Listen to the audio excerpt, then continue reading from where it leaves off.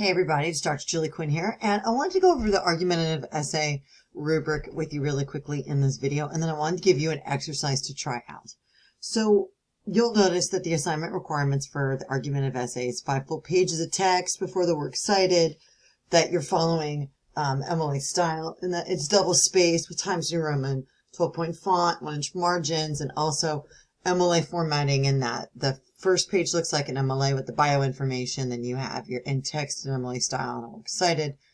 You've got 4 more sources, you're not writing with I, we's, and you statements, avoiding the databases and so on and so forth.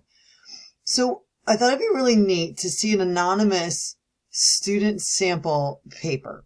So you get a chance to compare what the assignment requires, these requirements, and sort of see how it's been attempted before.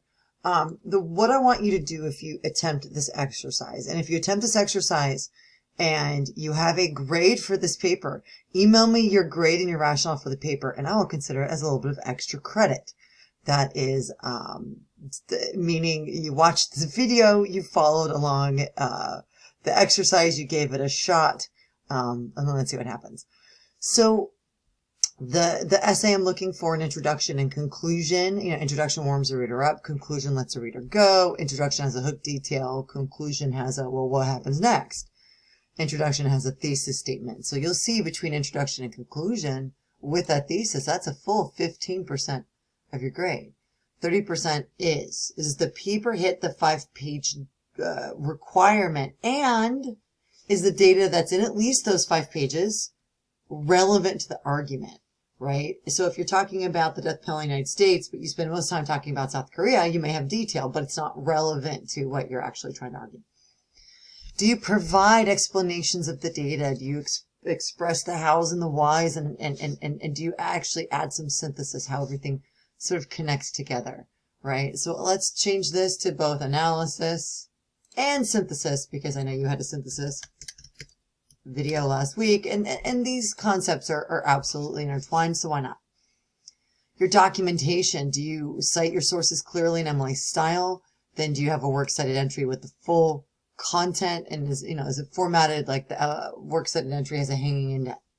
Are your sources academic and quality?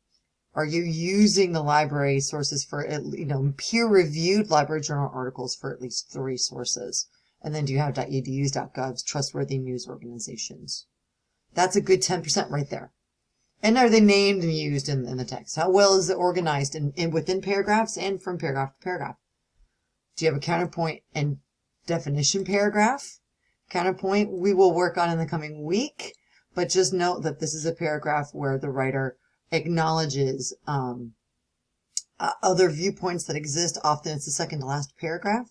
Sometimes the counterpoint will exist within body paragraphs as the writer refutes it as they go.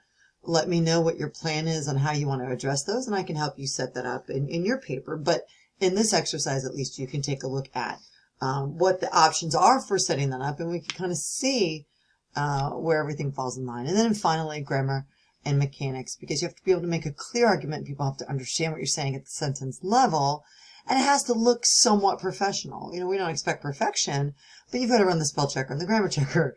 You want to make sure your capitalization is consistent and that you're predominantly writing in full sentences, right? So those are the key points. And so what you would want to do for this exercise is sort of print this out and then take a look at the accompanying essay. And what I'm going to do is I want to view it, review it I want to view the original. So I'm going to give you guys the original. I don't want you to see my comments, and then next week in class, we can go over my comments on this. You have the opportunity to get a sense of what the text looks like now, and then, in your opinion, and then you can see my opinion. Okay. So on this paper, I'll go over just little bits of it, but I'm not going to give it a grade yet. You can see that it's in, MLA style with the proper information. You can see the date it was written in 2019.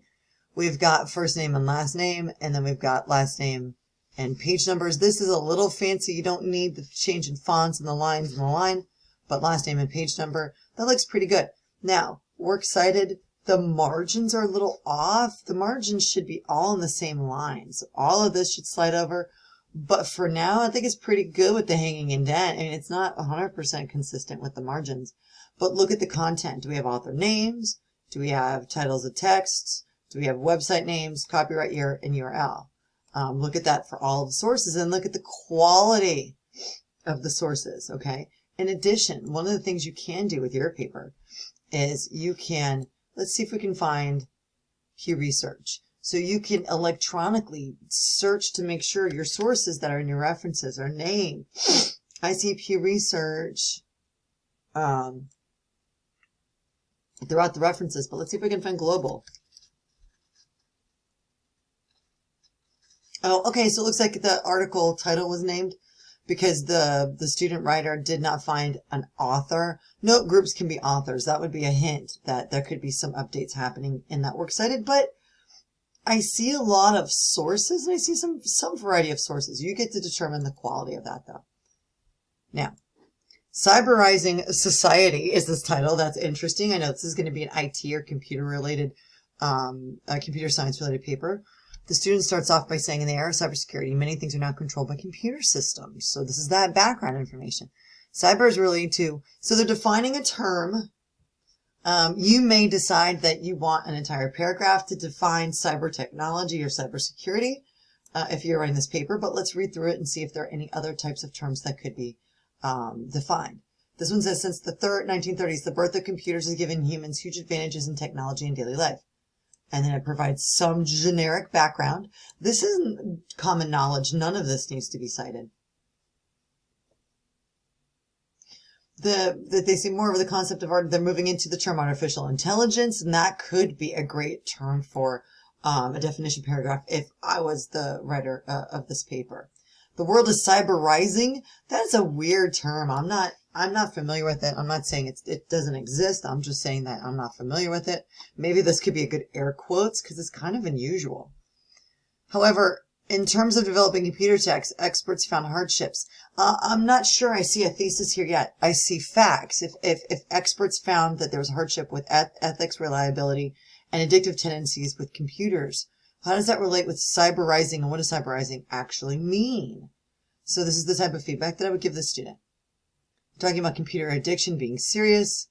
We don't need to actually highlight anything with the search anymore. Computer addiction is becoming a serious problem in advancing computer technology in the U.S. Little things that I always tell students. When you use the U.S., it's U.S. policy, U.S. rules, U.S. regulations. U.S. abbreviated should have a period with the U and a period with the S. And it should be an adjective, U.S. policy. When it's not used as an adjective, this is a noun. The United States should be spelled out. Okay? So just some of those little grammar things that you see here and there. If you have an article name, U.S. Daily Media Usage Time, I'm wondering if that's an article name. It is. The website is Statista. So this really should be, instead of the article name, it should be Statista, because I'm having a hard time trying to understand. If it's an article title, it should be properly capitalized, and you can use a website like capitalizemytitle.com, and you can put quotes around it. But groups can be authors too, so I'd say Statista there, and then leave the title later on. So readers don't think, is this just additional data that you're providing? What's the context of this content? That's why capitalization and quotations really matter, okay? If there are 10 students in a classroom, 8 of them have computer, watch some phrasing. Sometimes if you read your own text out loud, you could catch some of the phrasing. So look at what's the overarching argument of this text. Look at the detail that's provided. Does the detail relate to the argument? Look at the shape of paragraphs. We've got some quotes from Gregory, but remember, we always shape paragraphs with a topic sentence, some data that's borrowed, and then an explanation, that analytical section. This means that. And then you go into, a little bit more specificity. So go through this article and determine, does the introduction warm a reader up? Does the conclusion let a reader go? Is there a thesis? Is the data that's provided in the middle trustworthy, and is it clear? And does it help the writer sustain their argument? If you can do that and send me a snapshot of like a discussion, a paragraph with your results to that and the grade that you would give this paper, maybe what you could do is If you printed this out, you could take just a screenshot of where you circled everything in your final grade, that you just add up your grades. You could say for the student, it was an excellent introduction, but it was an okay thesis. It was somewhat, however you grade it. And then you just sort of tell me your rationale. Maybe I'll get you an extra point or two, depending on how clear you make that argument. So if you watch this video, that's the challenge for you. I wish you luck in attempting this exercise, and reach out if you have any questions.